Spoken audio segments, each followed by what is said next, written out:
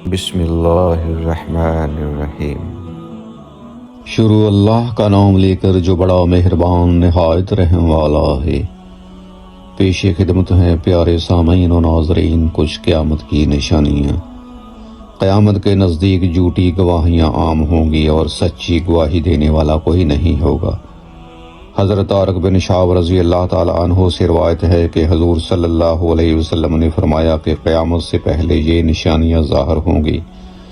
Number 1 جھوٹی گواہی دینا، نمبر 2 سچی گواہی چھپانا، اور نمبر 3 جان پہچان کے لوگوں کو سلام کرنا، نمبر 4 تجارت کا عام ہونا حتیٰ کہ بیوی اپنے شوہر کی تجارت میں مددگار ہوگی، نمبر 5 قطع رحمی، اور نمبر 6 قلم کا ظاہر ہونا۔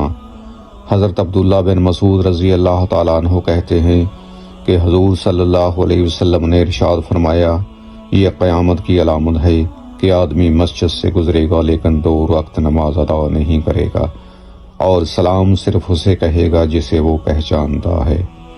اسے طبرانی نے روایت کیا ہے۔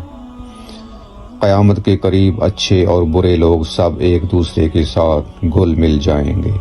کوئی کسی کو نیکی کا حکم نہیں دے گا، نہ برائی سے روکے گا۔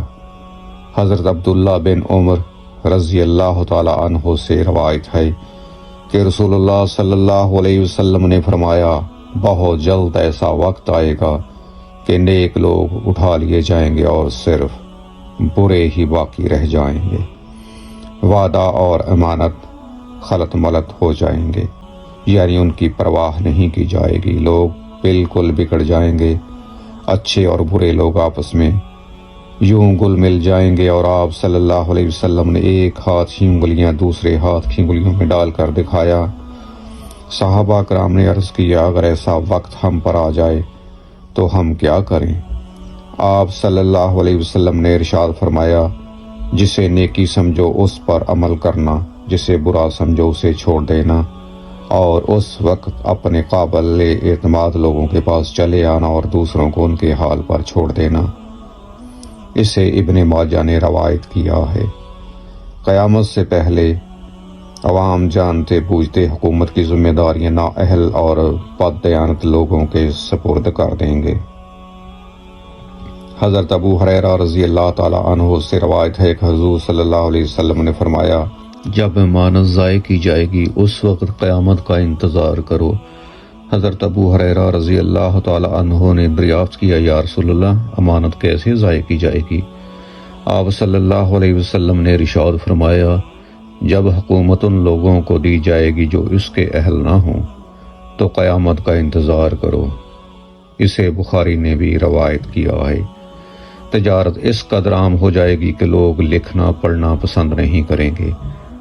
حضرت عمر بن تغلب رضی اللہ تعالیٰ عنہ کہتے ہیں کہ رسول اللہ صلی اللہ علیہ وسلم نے فرمایا، قیامت کی نشانیوں میں سے یہ ہے کہ مال عام ہو جائے گا اور بہت بڑھ جائے گا۔